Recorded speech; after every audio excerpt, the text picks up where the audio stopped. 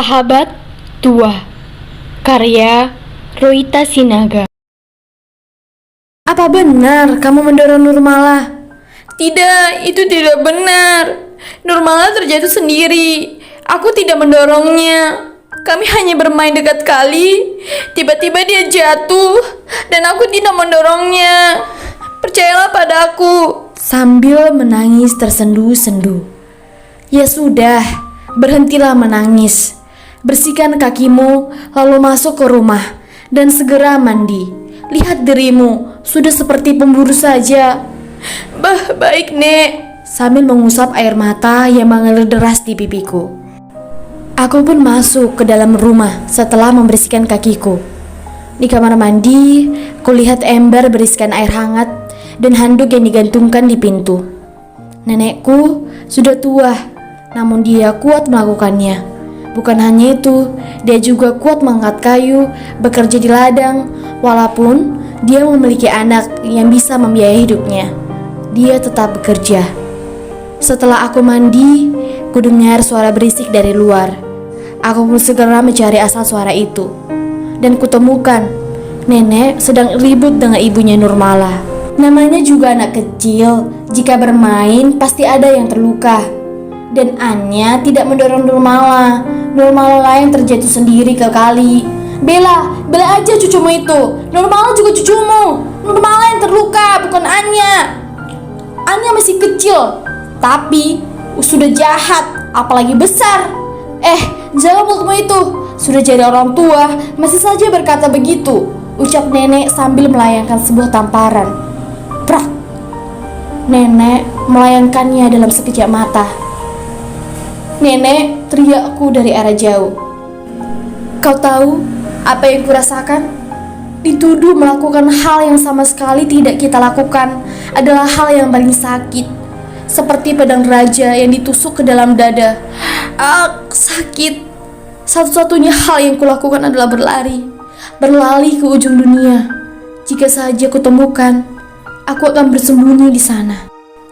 Dari kejadian itulah, aku bertekad untuk jadi manusia pembela kebenaran, pencari bukti lalu berkoar demi kebenaran. Ya, seperti nenekku. Nenek yang biasanya memarahiku dan memukulku jika aku bersalah, kini mendukungku. Kejadian itu membuatku berjanji kepada langit kemerahan, berjanji pada langit biru, bahkan berjanji pada langit mendung untuk tinggal bersamanya selamanya. Kini aku tumbuh menjadi seorang remaja garang.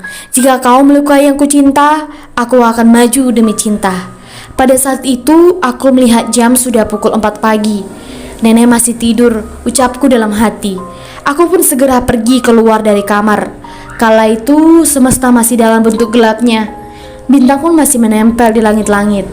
Mungkin para malaikat masih tidur, sehingga bintang belum dicabut untuk digantikan menjadi cahaya mentari. Aku pun berjalan menuju dapur dan menyalakan lampu. Setelah sampai di dapur, aku segera menyalakan api untuk memasak air untuk kami minum. Aku mulai menyalakan api dengan korek api yang tersusun rapi di kotaknya. Segera aku ambil satu persatu korek api tersebut. Srek, srek, srek. Kusatukan satu batang korek dengan sisi kanan kotaknya. Kumunculkan gaya dalam setiap gesekan. Kupanaskan rasa hingga muncul sebuah percikan. Namun apinya tetap saja tidak menyala. Ya, aku masih belum mahir dalam melakukannya. Tidak seperti itu. Sini, biar nenek saja.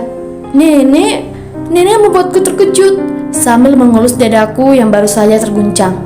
Hahaha, maaf jika ini membuatmu terkejut, ucap nenek. Kukira nenek masih tidur, rupanya sudah bangun. Sini, korek apinya. Ini, ucapku sambil tersenyum. Bagaimana cucuku ini? Sudah diajar, masih saja belum mahir dalam menyalakan api. Bagaimana jika nenek tidak ada? Siapa yang akan menyalakan api ketika kamu sendiri? Ucapan itu. Hatiku rasanya sakit. Ini bukan rasa jatuh, tapi sakit. Aku diam, memikirkan perkataan nenek. Aku sadar bahwa aku akan kehilangannya. Manusia bukan zombie yang akan hidup 1000 tahun. Ku Kupikir dan kupikir, kulihat dia, wanita yang sudah tua, dengan topi warna biru, menutupi kepalanya agar tetap hangat. Bagaimana jika dia pergi? Apakah aku bisa hidup? Nenek mengambil sebuah kayu dari atas dan memasukkannya dalam sebuah kantongan buruk. Korek api tersebut digesekannya dan mengeluarkan api. Tak butuh waktu lama, api dengan hawa panasnya sudah menemani kesepian pagi itu. Nek, ada apa, Anya? Apakah kau akan pergi meninggalkanku? Kenapa kau berkata begitu? Aku tak mau kau tinggalkan. Mana bisa aku hidup? Bisa. Anya kan gadis mandiri. Kau tahu semua manusia akan pergi jika mereka sudah selesai berziarah di bumi, sama seperti kakekmu. Aku tak mau. Aku tak mau. Air mataku keluar tanpa ku perintahkan, menetes dan kuhapus dan semakin mengalir. Mereka mungkin ikut berpesta, merayakan kesedihanku. Aku dulu seperti Anya. Ketika ku tahu belahan jiwaku akan pergi, aku menangis terisak-isak, mencegah dia pergi. Tapi tetap saja dia pergi, ucap nenek. Diam, semuanya diam. Nenek pun melanjutkan ucapannya. Namun ada satu yang nenek pegang, Anya. Apa? Ucapku sambil menunduk kepalaku. Anya ingin tahu? Iya. Ada satu syarat. Anya tersenyumlah dulu. Setelahnya nenek akan berkata, apa itu? Ayo tersenyumlah, ucap nenek. Aku pun terpaksa tersenyum hingga membuat jalan baru untuk air mataku. Nah, seperti itu. Cucu nenek yang manis, seorang tidak akan pernah pergi selama kita masih menyimpannya di dalam hati. Sambil memegang dadaku.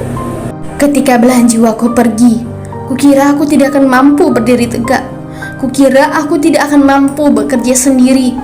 Kukira aku akan tidak mampu membiayai sekolah anakku, termasuk ibumu. Namun, kutemui satu surat tulisan kakekmu. Aku tak pergi. Aku masih bisa melihatmu, namun kau tak bisa melihatku. Lihat anak yang kita punya, itulah aku di dunia. Jika aku mati, jangan lupakan kenangan kita, biarkan hidup, maka aku tak akan meninggalkanmu. Hatiku terasa sesak mendengarkan ucapan nenek. Mulai berimajinasi tentang hal sesudahnya dan hal buruk sebelumnya. Cepat sana, bersiap-siaplah sekolah, biar nenek saja yang melakukan semua ini, ucapnya sambil mengaduk obat yang dipanaskan di atas tengkuru. Banyak hal yang ingin kutanyakan perihal perkataan nenek tadi, namun waktu tidak mendukung. Aku pun segera bergegas memasukkan buku yang sudah kusiapkan di meja tadi malam, membasuh seluruh badanku, dan setelahnya aku menuju dapur dengan seragam yang sudah aku pakai. Di dekat tengkuru api, nenek sedang mengocok-ngocok susu dan berhenti setelah mendengarkan langkahku. Kok kamu lama sekali? Cepat-cepat sarapan, nanti bisa terlambat, ucapnya. Begitulah hariku bersamanya. Dia adalah sahabat yang diturunkan untukku. Aku selalu bercerita tentang segala hal kepadanya. Dia pun bercerita bahwa Allah sungguh besar dan memberitahuku untuk selalu berpegang teguh kepadanya. Pagi ini tidak seperti pagi biasanya. Aku terlambat bangun. Jam sudah menunjukkan pukul 6:45. Kukira nenek sudah bangun. Rupanya dia masih tidur. Kulihat wajahnya, pucat, tangannya memegang perutnya dengan keras. Nenek kenapa? Sakit, desanya sambil memegang perutnya, kini lebih keras dari sebelumnya. Aku segera pergi, memasak obat dan mengambil minuman hangat untuknya, sambil berdoa kepada pemilik semesta. Kutegakkan badannya, kusuap dia dengan obat yang kumasak, kuberi dia minum, dan kuhalau rambut yang menutupi wajahnya. Sudah cukup. Nenek tak apa. Segeralah bergegas menuju sekolah. Kau nanti bisa terlambat. Sudah kupikirkan untuk tidak sekolah hari ini. Tak sudi aku meninggalkan sahabatku yang sakit keras. Anya, Anya, teriak Nurmala dari luar. Kuhiraukan panggilan Nurmala yang sudah menjemputku untuk pergi ke sekolah. Pergilah sekolah, nenek tak apa. Kulihat kali ini wajahnya begitu sangat serius, seakan menyiksaku dengan tatapannya. Aku pun pergi meninggalkannya, tak lupa mencium tangan kanannya dan berlari mengejar waktu. Dari hari itu, keadaan fisiknya semakin melemah, namun senyuman di wajahnya semakin melebar, seakan fisik bertunduk pada senyuman di wajahnya. Paman datang dari dunia perantauan, memberikan kebahagiaan tersendiri untuknya, menunjukkan fotonya berkuda di negeri Yogyakarta, membelikan dia sal dan emas untuk sahabat tuaku. Aku bahagia melihat paman datang. Dia memberikan kekuatan untuk sahabatku, namun aku sadar itu hanya rayuan paman saja agar nenek tinggal bersamanya. Pagi hari, kulihat nenek sudah siap dengan gaya barunya. Nenek memakai lipstik merah yang hanya dipakai untuk jalan-jalan. Tidak hanya itu. Biar ku perhatikan. Baju dan sepatunya juga. Rambutnya dia sisir begitu ketat, seakan nanti akan ada angin yang akan memerdekakan rambutnya. Aku diam saja, tak berbunyi sepatah kata pun. Bahkan tangisku pun tak berbunyi. Dia memberikanku uang 5.000, jumlah uang yang sangat besar. Biasanya dia tak memberikannya untukku. Lalu menciumku dan berkata, "Aku akan pulang." Yah, kata itu, kata yang kudengar sebelum dia pergi menuju tahap tersakit dalam hidupnya. 5 bulan berlalu, dia kembali. Sahabat tuaku kembali. Sudah kusiapkan semua, ceritaku yang tak sabar kuceritakan, baju baru serta kisah remajaku yang sangat-sangat kutunggu untuk kuceritakan kepadanya. Aku berdiri di depan teras rumah, menunggu dia datang. "Nek, aku menunggumu. Aku sudah rapi, aku sudah mandi dan berbedak," desahku dalam hati. Dia datang, hore, hore. Akan kusapa dia dengan senyum lebar di wajahku. Aku berlari menuju kerumunan. Katanya dia di sana. Tapi kenapa dia datang bersama mobil polisi? Tidak.